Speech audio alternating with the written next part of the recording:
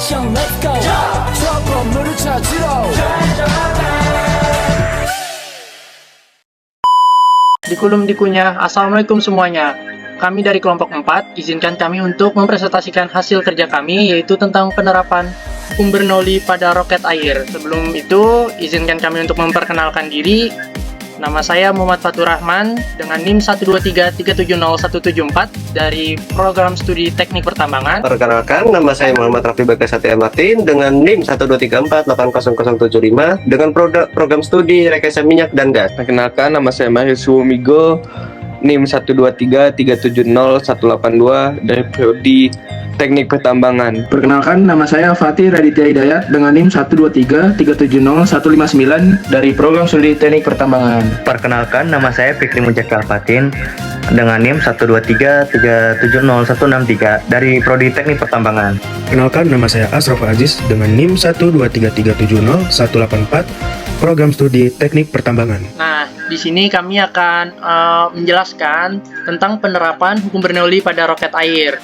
Emang hukum Bernoulli itu apa sih? Nah, hukum Bernoulli ialah menyatakan bahwa kenaikan kecepatan aliran dari fluida mampu menyebabkan adanya penurunan tekanan fluida secara bersamaan. Hukum ini pada intinya menekankan bahwa suatu tekanan akan menurun apabila kecepatan aliran fluida mengalami kenaikan atau peningkatan.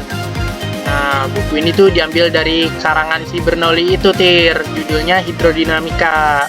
Itu, Tir. Oh alah, jadi begitu, Tur. Oke, makasih penjelasannya. Oh ya, tambahan, Tir. Pengertian lain dari hukum Bernoulli itu adalah fluida dalam komposisi ideal yang memenuhi ciri-ciri atau karakteristik mengalir, Tir. Wah, ternyata hukum Bernoulli itu sangat bagus ya. Iya. Terus gimana tuh cara menerapkan hukum Bernoulli pada roket air? Nah, jadi gini Mar, cara nerapin hukum Bernoulli pada roket air yaitu roket air bekerja berdasarkan prinsip dari hukum 3 Newton, aksi dan reaksi, yaitu ketika memberikan gaya pada benda kedua, maka benda kedua tersebut memberikan gaya yang sama besar tetapi berlawanan arah terhadap benda yang pertama. Jadi begitu Mar, penerapan hukum Bernoulli pada roket air. Oh, begitu ya. Nah, tadi kan kita membahas tentang penerapan hukum Bernoulli terhadap roket air. Nah, selanjutnya apa aja sih alat dan bahan untuk membuat roket air tersebut? Oke, Tir, nih gue kasih tahu alat dan bahan yang digunakan dalam membuat roket air. Yang pertama, 2 buah aqua botol. Alat yang selanjutnya, karter, fiber, penggaris, gunting, plastisin, solasi ban hitam, dan lem tembak yang kita gunakan dalam pembuatan roket air ini. Oh alah, jadi begitu ya Pik, alat dan bahannya. Berarti simpel banget ya buatnya. Yo, kan tadi sudah dijelasin nih alat dan bahan dalam pembuatan roket air. Terus gimana tuh langkah-langkah pembuatannya? Jadi gini, Pik.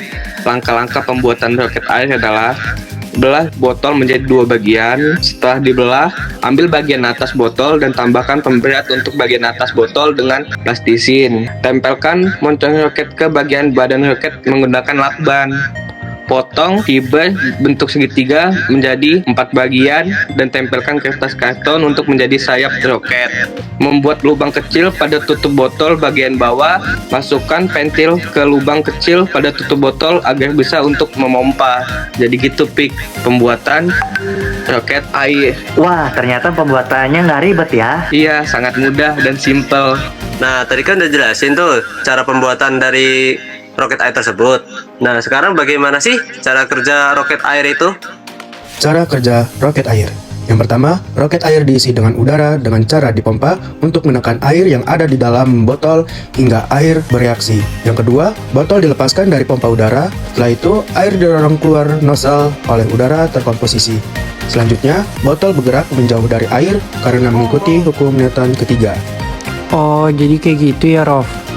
Nah, dari tadi kan kita udah ngejelasin ya tentang apa itu hukum Bernoulli, terus penerapannya dalam roket air, alat dan bahan apa aja yang dibutuhin, proses pembuatan, sama cara kerja roket airnya nanti gimana.